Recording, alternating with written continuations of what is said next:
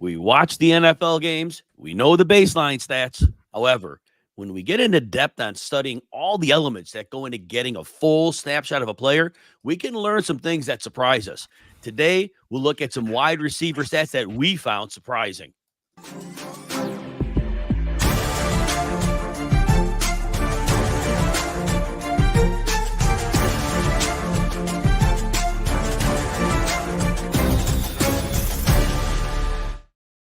Welcome to the RotoWire Fantasy Football Podcast, sponsored by Prize Picks, the best way to get action on sports in more than 30 states across the country. I'm Jim Coventry, joined as always by Anthony Cervino. We do this podcast on this platform every Monday. We will add shows as we get closer to the July calendar. For Friday, for sure, we're on this channel, so you can catch us here as well. Anyway, remember to give Anthony a follow at The Real NFL Guru, and you could find me over at Jim Coventry NFL. Now, today's show is going to include me and Anthony talking about 13 wide receivers that had at least one surprising stat that helped when we made player projections. Now, before that, we have news. Darren Waller retired. The whispers were there for weeks, kind of sensed it was coming, but you never know until it actually happens. So Darren Waller's gone. Anthony, so the setup is this.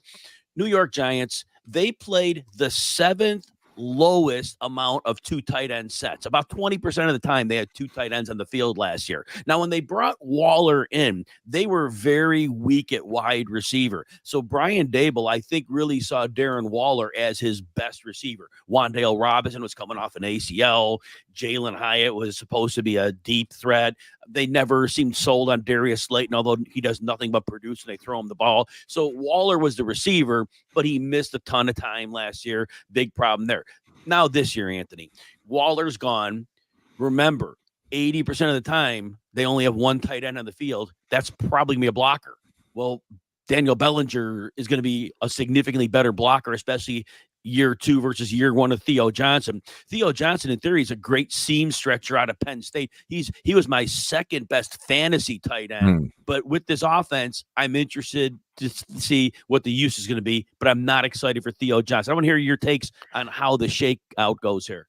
No, in dynasty drafts, I've been taking Theo Johnson, especially since the rumors started with Waller possibly retiring, and now it's obviously official. But for this upcoming season, if you play in deeper leagues or in best ball leagues, I don't mind getting my hands on one of these Giants tight ends. And my issue is, well, which one do I like on the short term? Because like I said, I like Theo long term, but on the short term, I think Daniel Bellinger does make sense. He has been on the team longer, knows the offense, and has an existing rapport with Daniel Jones. And now, I brought this up to you last night because as I was trying to assess this situation, it came to me that there is no longer Saquon Barkley on this football team. And what's the significance? Well, he was the check down option for Daniel Jones. He's gone. Who benefits? It's all not going to Devin Singletary. So that means one of these tight ends and it is going to cash in on some extra targets. And again, this year, Daniel Bellinger might be that gem, and he's going undrafted. I put a tweet out there. Go to my page and check it out. Got a lot of interaction. Which tight end do you want? A lot of people are saying, I don't want either of them, and that could be a mistake. So let me interject an idea here.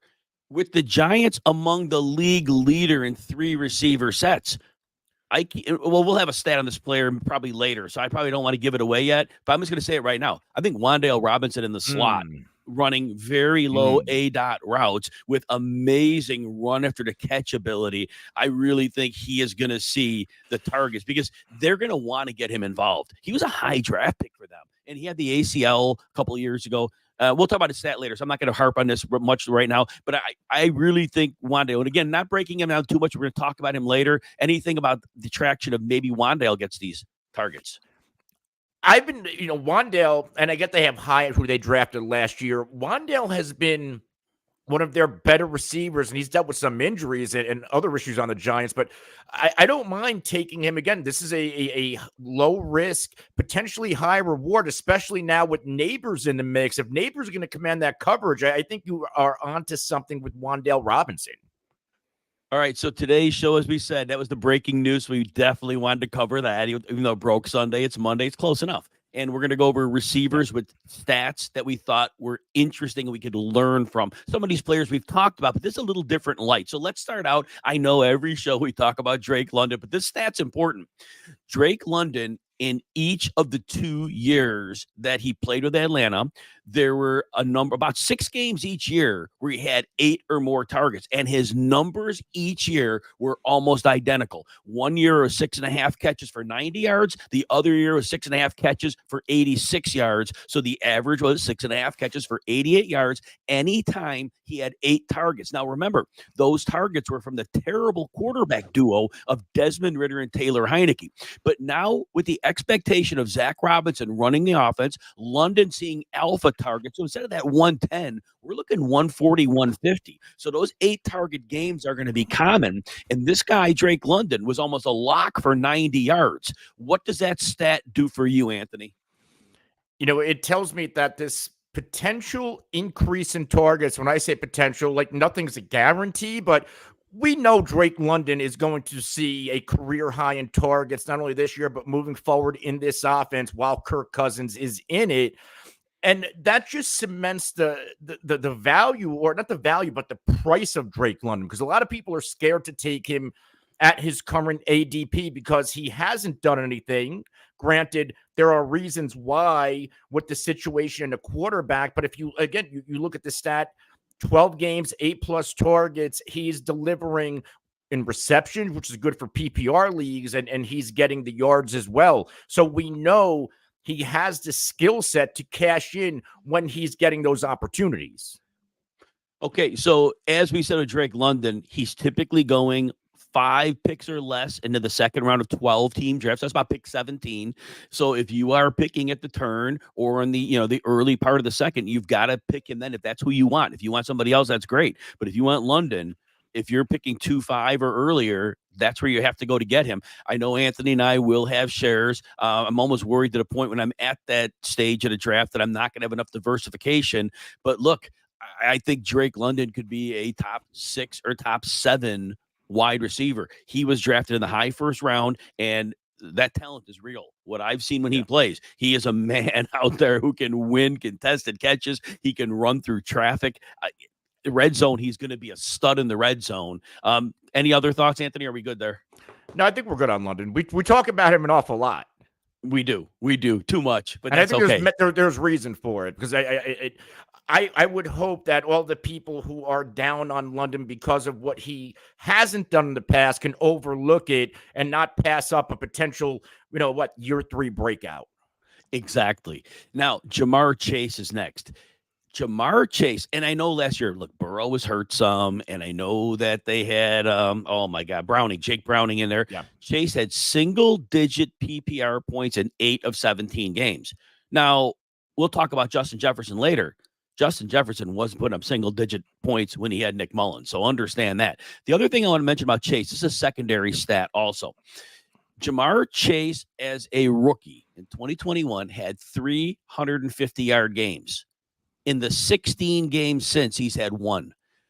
2 high shells. He was one of the reasons. Now, the Chiefs were the first reason for the 2 high shells. Patrick Mahomes trying to limit the explosives, but Ja'Marr Chase was an individual poster child for defenses saying, oh, no. You are not getting 60-yard plays time after time. We are putting bodies over the top. You can kill us underneath. So all that said, Ja'Marr Chase, I want to say this, Anthony. He's a superstar player. I believe he's tied with 4 other players for being the best receiver in the game, but I believe he's going to get a lot of catches. But those explosive day plays, the league has made sure that those aren't a reality. So I think he has a great floor.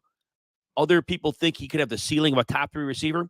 I don't think so. I think he's right where he's at. Wide receiver 4, wide receiver 5, he's fine. What are your thoughts on Ja'Marr Chase? A couple of years ago when Chase came in the league and we saw that pairing with Joe Burrow, it was that special year they made that Super Bowl run. I was one of those people thinking that, hey, Ja'Marr Chase, he's better than Justin Jefferson. And then I don't know, is it the injuries to Joe Burrow that's kind of derailing Ja'Marr Chase? He also deals with injuries of his own, doesn't seem to miss a ton of time. outside of 2022, but he's always seems to be a little bit dinged up. I just have some red flags with Ja'Marr Chase. And you're in drafts, I'm in drafts. I've seen Ja'Marr Chase go as a number one player off the board.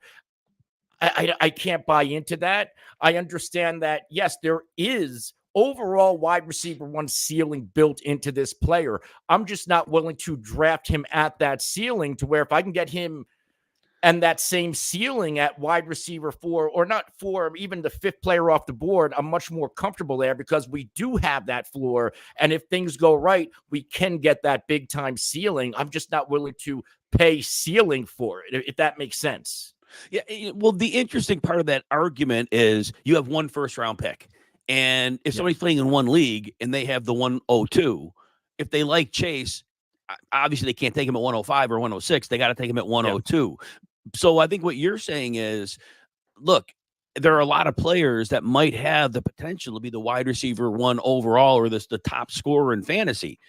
But I think for that to happen, they would need significant injuries to other players. Yeah. Like Christian McCaffrey would have to get hurt. Yeah. Tyreek Hill would probably have to have some issues, that go beyond what's the norm for him. Because look, Tyreek has 2 1,700-yard seasons with Mike McDaniel as his coach. Ja'Marr Chase has not had more than 1,455. So right there, his best season as that rookie, when he took the league by storm, it was only 1,455. It's a nice number. Yeah, but that's not wide receiver one. And so whatever happened since, but he has not shown us in 3 years he has that capability. So like Anthony, you said, yes, pick 5, even pick 4, if that's who you have on the top of your board right there. Definitely. The floor is great. He's going to get 10 targets in almost every game he plays. So he is going to do damage to Joe Burrow. And Burrow, look, we should be able to count on health. I think the ACLs, rookie year, you can't really help that. Last year was just a weird year. Any closing thoughts? Yeah, there are 2 outlier games, with this stat, because if you look at your stat, all these games in the single digits, but he was still the wide receiver 11 in PPR and the wide receiver 11 fantasy points per game. Why is that? And if you go game to game, well, he's had a game with 28. He's had that game with, I'm looking at the wrong year. So the one that pops out, he had a 51-point game early last season. And we know that pads the stats. So if you take that big game away, that 52.2-point game away back in week 5 against Arizona, where is his fantasy finish? And I think we need to take that into consideration, these big exaggerated games like Devin A-Chain. Where is he without that 50-point game? Was this season all that great? And I think that's what this stat tells me. All these games in the single digits, but he still finished that high. Why is that? Last thing I'm going to add, this is a side note, and I just noticed this when he went over that stat. 2 years ago, Chase only had 2 games at 130 yards. They came against 2 NFC South teams that had never seen him before. And I always said, when a team has never seen Ja'Marr Chase in person, the tape does not demonstrate the real speed. Last year, the 2 of the 3 biggest games he had were against NFC teams. The Arizona game, 192 yards and 3 touchdowns, and he had 141 against the Rams. I just find it interesting. That's 4 of his 6 biggest games in the last 2 years, 4 of his 5 biggest games against NFC opponents who had never seen him. Just an interesting side note. But if you're playing DFS and you're looking ahead of time when he faces those NFC teams, you might want to consider getting Ja'Marr Chase in that lineup. Next player we'll talk about is Amon-Ra St. Brown of the Detroit Lions. This was amazing. St. Brown only had 1 game under 49 yards and only 3 times under 70. He had about 1,500 yards last year. So obviously it was a very solid ceiling, but the floor was unconscionable. Like nobody has that floor. We just talked about Chase having 8 single-digit PPR games. You weren't getting that from St. Brown. Yeah. So St. Brown is maybe one of the top 3 or 4 floor plays. Tyreek has the floor. Jefferson has the floor. McCaffrey. St. Brown may be the next best floor play of them all. Thoughts? Yeah, Amon-Ra St. Brown, he's as high floor and consistent as you come. And we're all we're all different, right? Some people with these first and second round picks, and we'll concentrate in the first round here.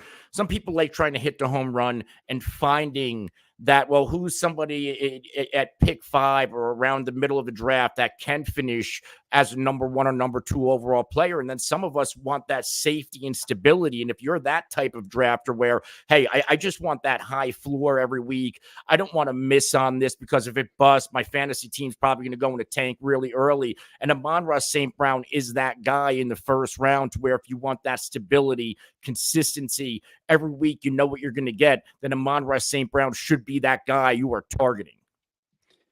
Next player we'll talk about is Justin Jefferson.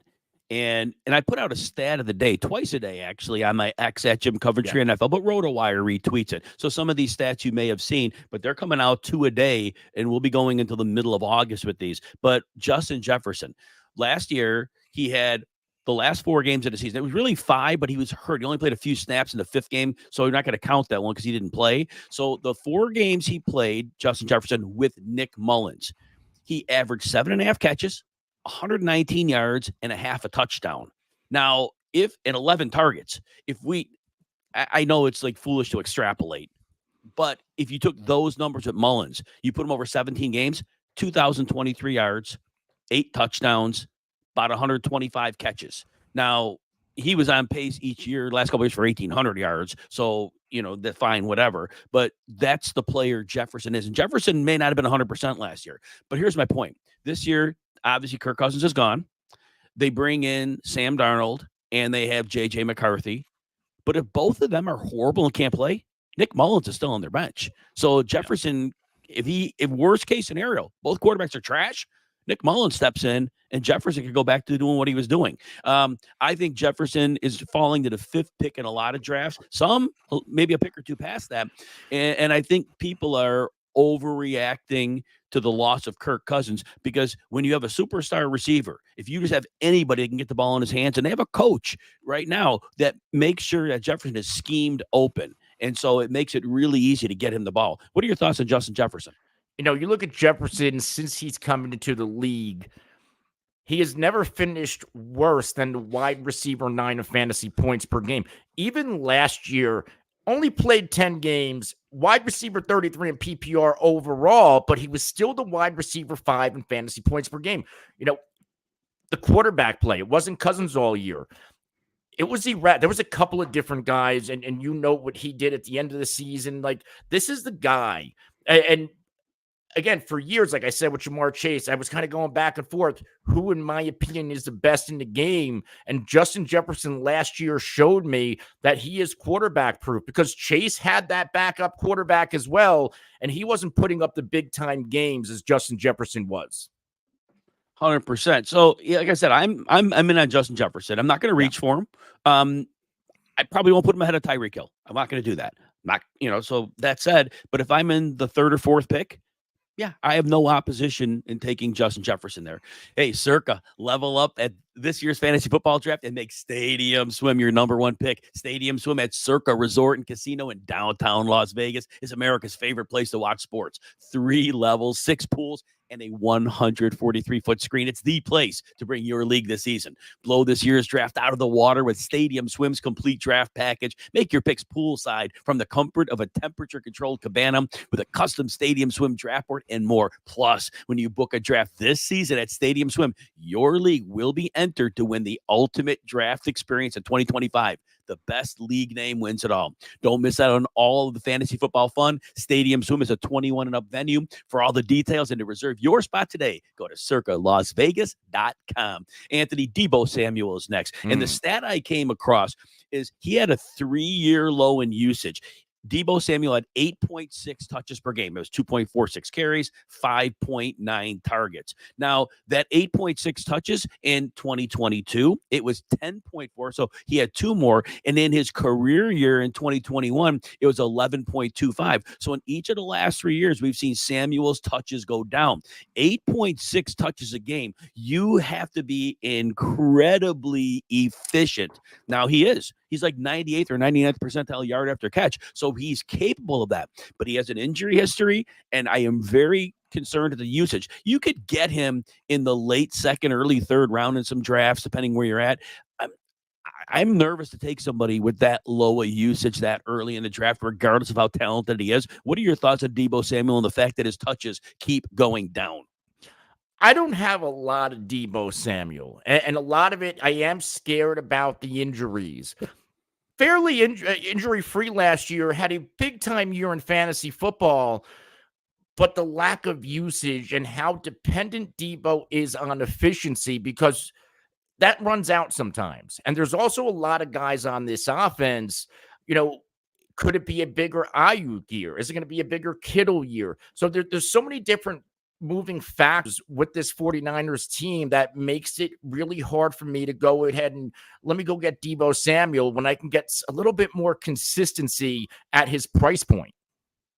Yeah, so that's a big concern. It's not talent. We love Deebo Samuel. When he gets the ball in his hands, he is special to watch. He's one of the best in the league to watch. But again, when you're talking about such a limited amount of usage, when you have players in this draft range, getting significantly more work than the 5.9 targets, and carries are nice, but the carries don't really give you the upside, because obviously in the PPR leagues, those targets are like everything. All right, next player is Courtland Sutton of the Denver Broncos. And I want to point out, last year he had 10 touchdowns. That was his outlier season. Early in his career, he had a 4 and a 6. The 2 years before the 10, he had a 2 and a 2. Well, I want to stick to the catches and the yardage, because he has been almost the exact same receiver 3 years in a row. In the last 3 years, Sutton is between 58 and 64 catches, so like right around 60. His yardage between 772 and 829. So again, right around 800 yards. Fine, but those touchdowns are normally not there. Now you go from Russell Wilson, who was good at getting the ball to Sutton in the end zone. He was his primary target. He locked at him. But now we have Bo Nix, and we're not quite sure what we're going to get out of him there. Of course, Zach Wilson's in the mix. Don't want to go there. Jarrett Stidham. Hopefully for them it's Bo Nix, but we'll see. Yeah. Anyway, Courtland Sutton, his draft cost is okay. You could get him outside 50 picks. So there's that. Beyond that, not 70 picks, I should say. But all that said, he's not a high upside player other than he had the touchdowns last year. What are your thoughts on Courtland Sutton? He's a player I'm largely not targeting. Yeah, his ADP right now, depending on where you play, I have Underdog pulled up, 93.6. We don't know who the quarterback is in Denver.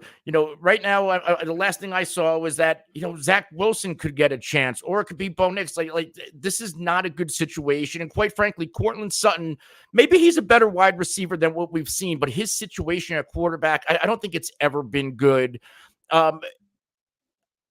I don't mind taking a shot here and there on Courtland Sutton, but I think you hit the nail on the head where this guy doesn't have a ceiling. His best year in terms of fantasy points per game, you'd have to go back to 2019 with 13.9 fantasy points per game, and that was only wide receiver 27 that year. Yeah. He was wide receiver 38 in fantasy points per game last year, wide receiver 40 the year before that, and then 2021, the wide receiver 51. These points, right around round 9 or round 10, I'm trying to find a little bit more ceiling, and deep, and Courtland Sutton's just not that guy. Next player is Tank Dell of the Houston Texans. Now, I want to point out, last year through week 8, Tank Dell averaged 5.4 targets. And then in his last 4 games, the usage went through the ceiling. It pretty much doubled to 10.75. So again, 5.4 targets through week 8, 10.75 in his last 4 games. Now, here's a thing my concerns. First, you bring in Stephon Diggs. It was a 2-receiver game they had in Houston. I know Noah Brown had his minute. That's fine. But basically, it was about Nico Collins, about Tank Dell. You bring in Diggs. At some point, Diggs is going to be a big part of this equation. And here's the thing. Houston was 11th in 3 receiver sets. So that sounds good. But here's my concern. The Houston Texans ran heavy personnel 38% of the time. But this offense is designed from the Shanahan tree. So San Francisco and Miami, think of those offenses. Whereas Miami runs heavy personnel half of the time, San Francisco 60%. Houston was only 38%, but I believe it was because they could not trust Devin Singletary, and Dameon Pierce had no chance in that zone run scheme, that specific zone run scheme. So that said, I think that Coach Bobby Slowick was forced out of running all the heavy sets. He had Andrew Beck. He uses Beck a lot as a fullback. Remember, 49ers use Juszczyk, and Miami, I don't know the name of the fullback they use, but they use heavy press. Went away, Alex Ingold. Alex Ingold plays quite a bit. So if bringing in Joe Mixon was to get this offense in the proper balance of the Shanahan-type offenses, that would mean that the heavy personnel usage is going to go up in the range of almost half of the snaps. Somebody's going to be the loser there, and I'm worried it's Tank Dell, but it could be both he and Diggs to a degree. We both are of the mind that Nico Collins is the alpha. They're not taking that away. Those yards after the catch and those in-breakers, that's the whole crux of this offense, and Collins is perfect for it. So knowing that Tank Dell had a long spell with 5 targets a game, what are your thoughts about his usage this year? I'm worried about Tank Dell, and it's not the player, because if you look at the numbers last year, he's a terrific player, bright future ahead of him.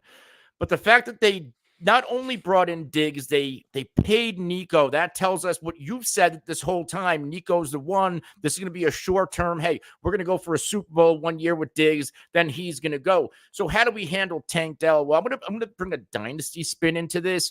This is going to be the buy window on Tank Dell. He's going to, maybe he has an off year. You buy Tank Dell right now, because once Diggs is gone, he's going to ascend. Now, for this year, what do I want out of Tank Dell? I don't mind taking Tank Dell where he falls to me in best ball, because he's going to have those volatility games.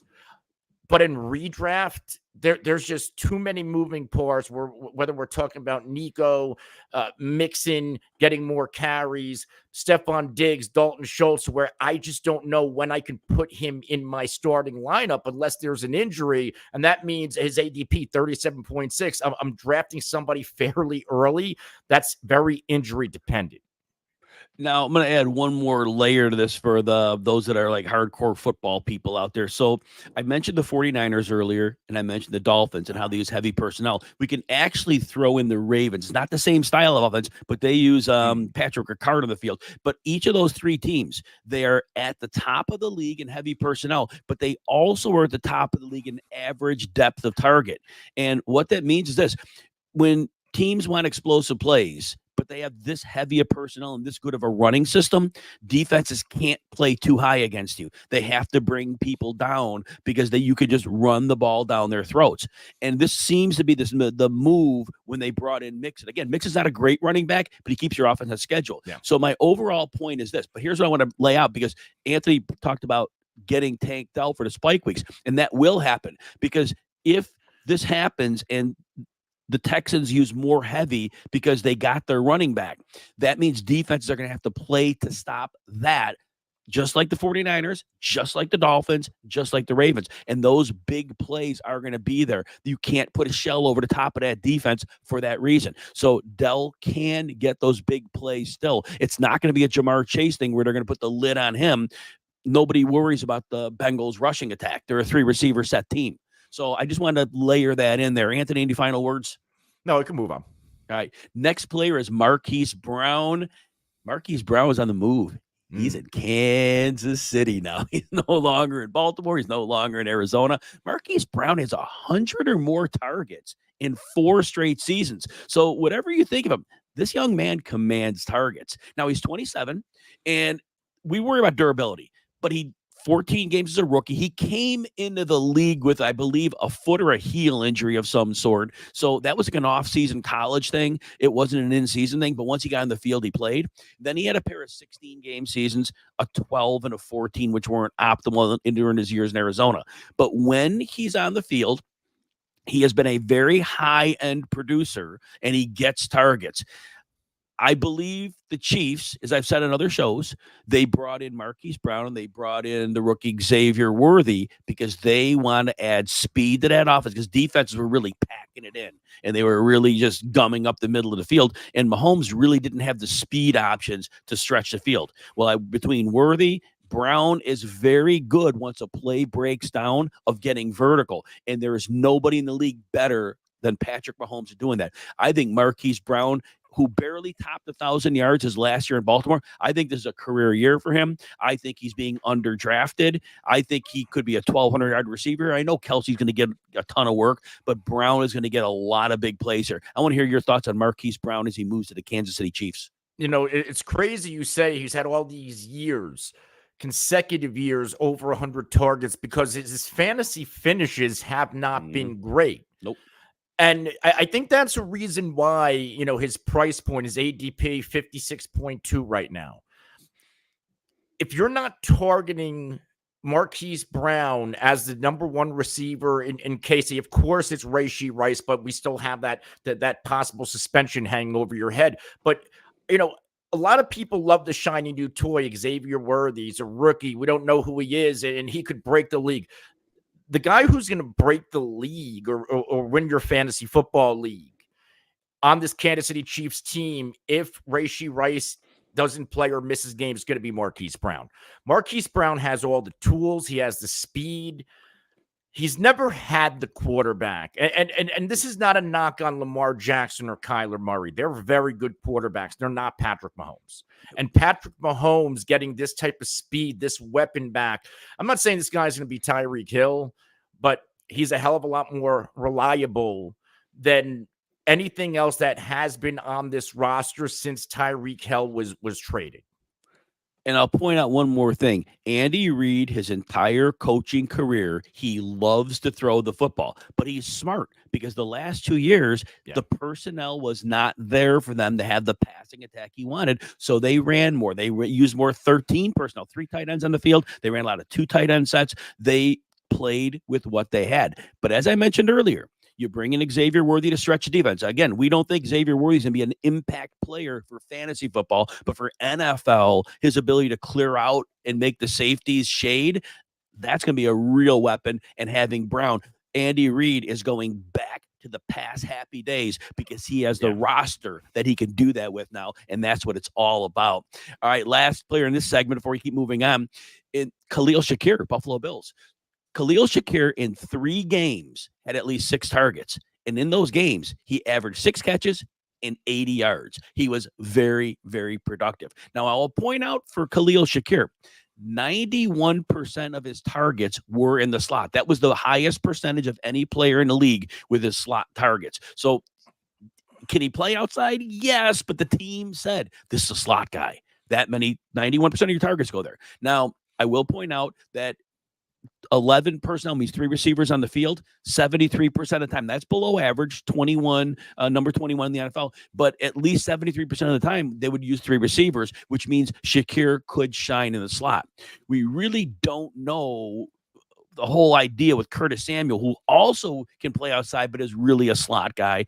But Shakir did come on last year. So I'm worried about how many targets he gets. You got Kincaid. They draft Keon Coleman.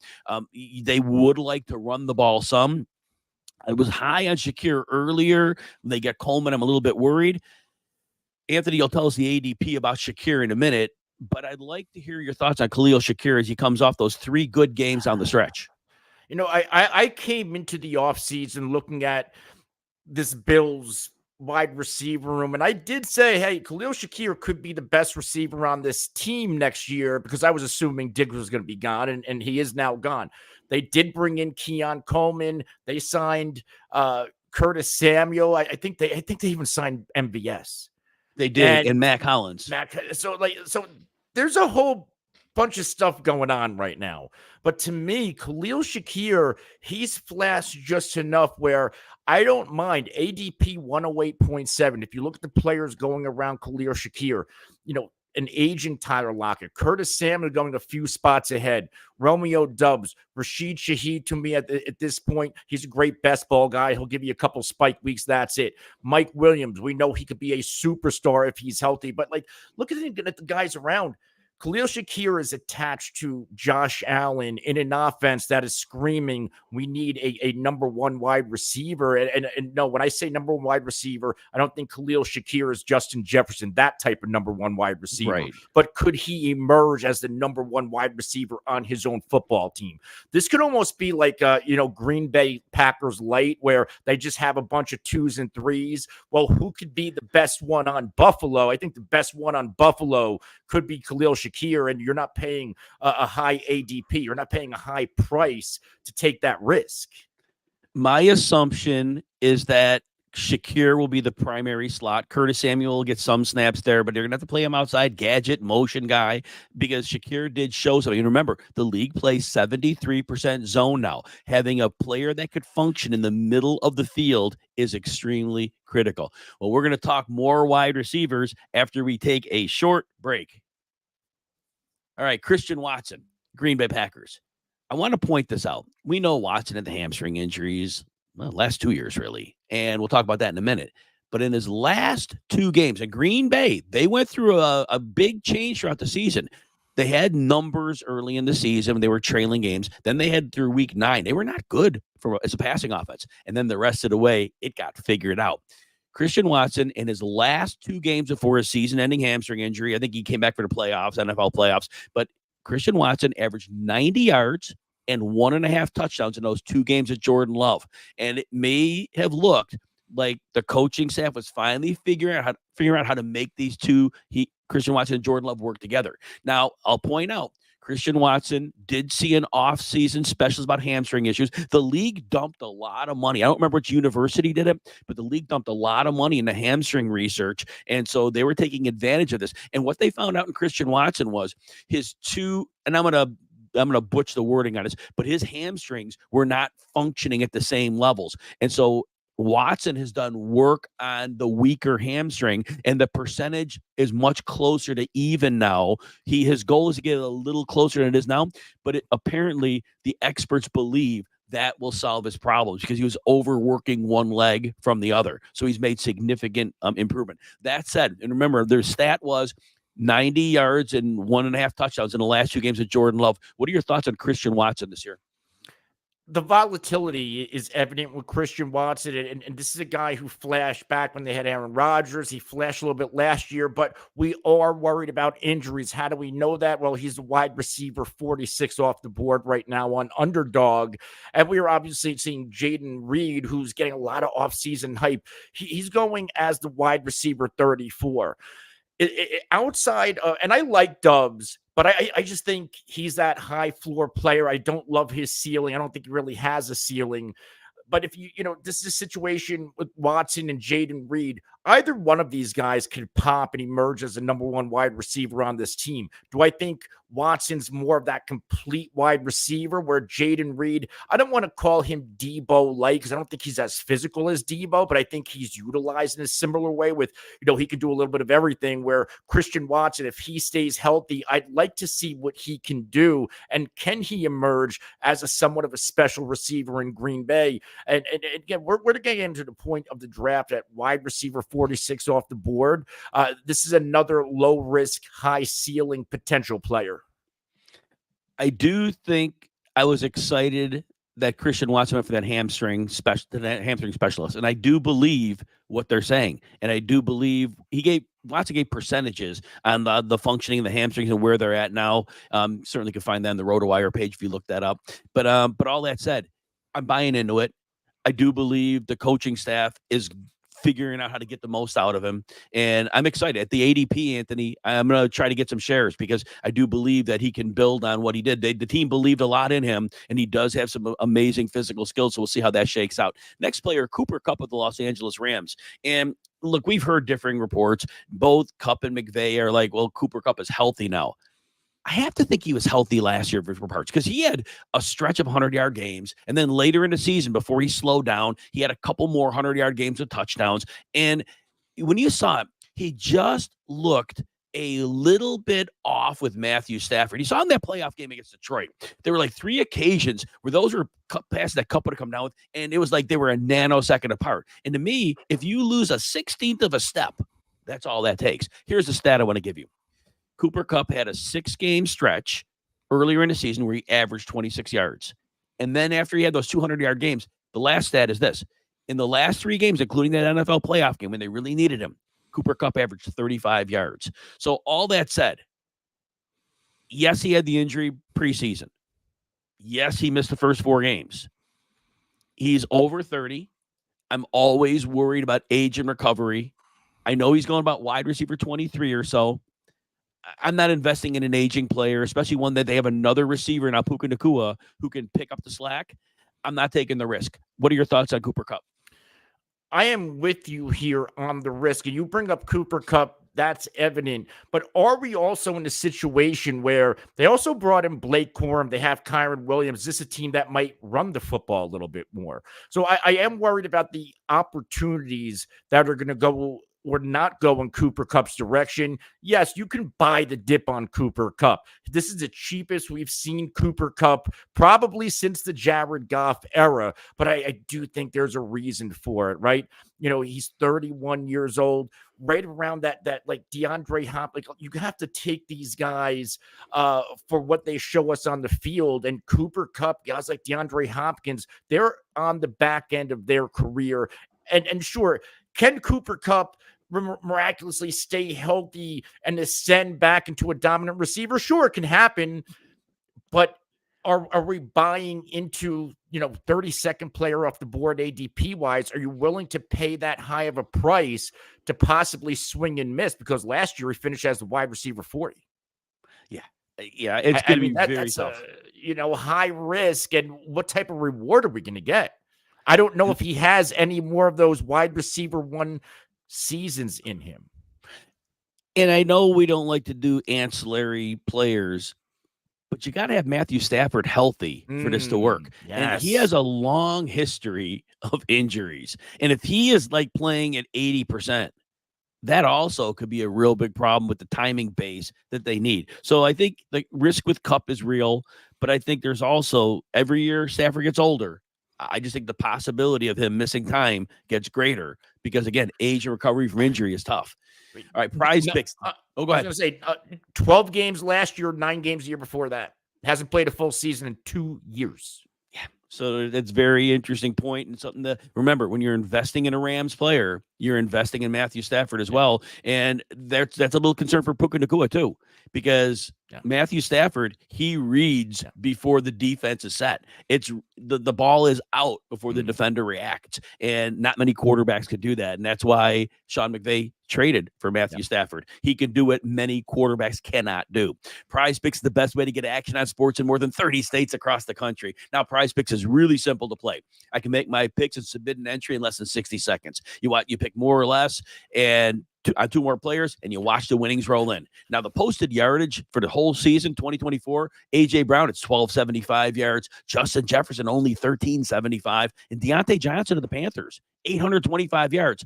I'll be going with the more on each of these numbers. Now, quick withdrawals, easy gameplay, and an enormous selection of players and stat types are what make Prize Picks the #1 daily fantasy sports app. Download the app today and use the code ROTOPOD for a first deposit match up to $100. That's promo code ROTOPOD for a first deposit match up to $100. Pick more, pick less. It's that easy. All right, we got a couple players left here, Anthony. Romeo Doubs, Green Bay Packers, back to the Packers.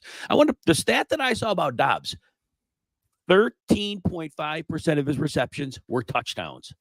That is an unsustainable touchdown rate. His yardage on the season was not very impressive, but his fantasy finish was boosted by big-time touchdown rate. This offense has a lot of playmakers. I don't see Doubs as being such a great red zone weapon. They're going to ignore Christian Watson and Jaden Reed and Luke Musgrave, Contavious Wicks even. So I like Doubs as a player, and I think he still could be getting better. But there's a lot of competition on this roster. Now, I think he could be locked into an outside role because Jaden Reed, they played him in the slot a lot. So I don't know how willing they're going to put him on the outside. So Doubs should be on the field an awful lot. But I think betting on that touchdown rate to say anywhere near that, I think that's fool's gold. Thoughts? Yeah, 8 total touchdowns last year, but it only correlated to the wide receiver 46 in fantasy points per game. So just over 10 fantasy points per game. 96 targets, reasonable 11.4 yards per reception. He's not a special player.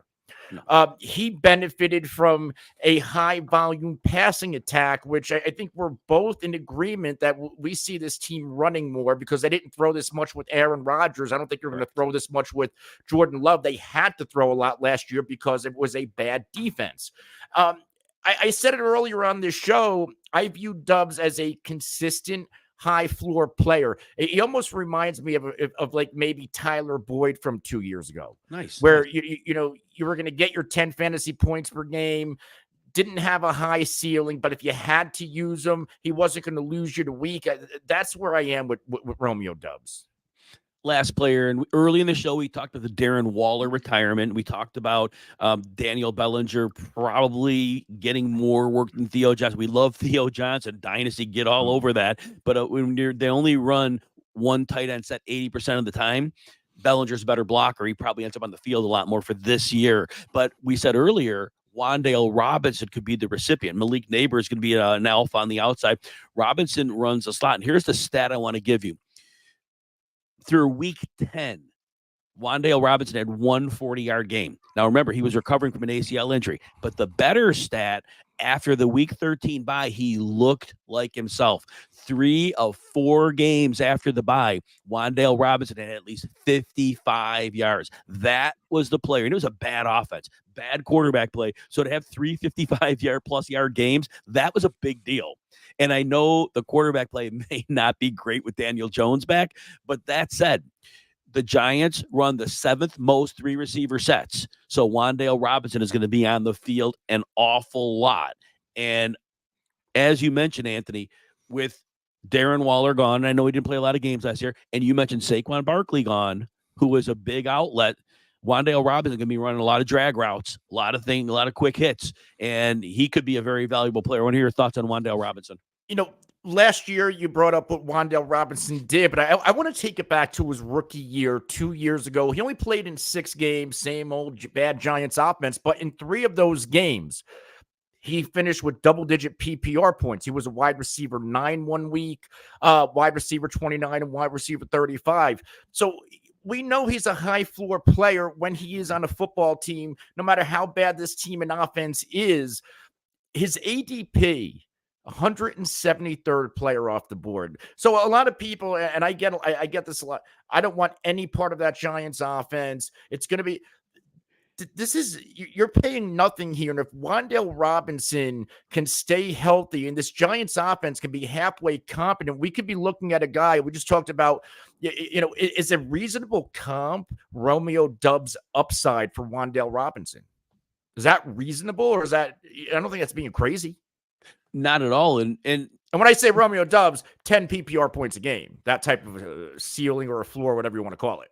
And Wan'Dale Robinson's ADP may go up a little bit, but he was around wide receiver 80. Yeah. And so in smaller leagues, he's not even getting drafted. Yeah. But I really do believe, like you, he has double-digit PPR value in many, many weeks. They're going to need him. They're going to have to lean on him. The defense made some additions. I don't project this to be a very good defense. They'll have their weeks. They do have a few excellent players, but again, it's a little bit 2 stars and scrubs. There's going to be there's too many holes on the defense. So I think, over time they might get better, but they're going to have to score some points, and they're going to need Wan'Dale Robinson.